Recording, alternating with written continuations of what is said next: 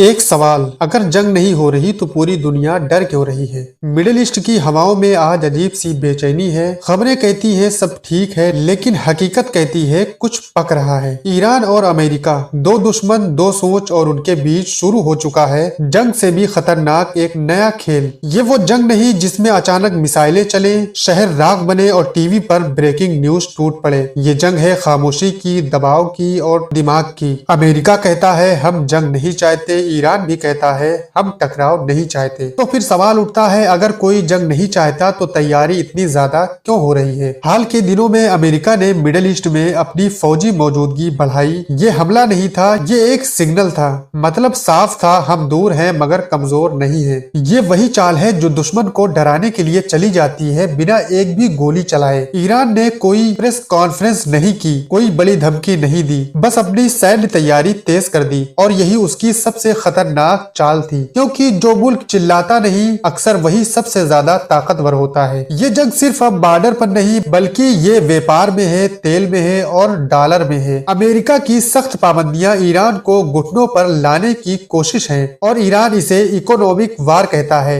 यानी बिना खून बहाए दुश्मन को तोड़ देने वाली साजिश। ये टकराव सिर्फ ईरान और अमेरिका तक सीमित नहीं, पूरी मिडिल ईस्ट की निगाहें टिकी हुई हैं। हर मुल्क सोच रहा है अगर जंग भड़की तो आग सबसे पहले किस पर पहुंचेगी, क्योंकि इतिहास गवाह है मिडिल ईस्ट की आग कभी एक मुल्क तक नहीं रुकती। और सच ये है, सीधी जंग दोनों के लिए तबाही है। अमेरिका के लिए तेल संकट, वैश्विक दबाव, ईरान के लिए अर्थव्यवस्था और अंदरूनी हालात। इसीलिए दोनों तलवार निकाल कर भी म्यान में रखने की कोशिश कर रहे हैं। आज ईरान और अमेरिका के बीच जंग नहीं हो रही, लेकिन हर चाल, हर बयान, हर खामोशी इस बात की गवाही देती है कि दोनों देश एक दूसरे के निशाने पर हैं। एक छोटी सी गलती, एक गलत अंदाज और इतिहास एक बार फिर खून से लिखा जा सकता है। अब सवाल ये नहीं कि जंग होगी या नहीं, सवाल ये है पहला कदम कौन उठाएगा। तो दोस्तों देखते हैं आगे क्या कुछ होने वाला है। अगर आपको हमारी वीडियो पसंद आई हो तो वीडियो को लाइक करें और हमारे चैनल को सब्सक्राइब करें।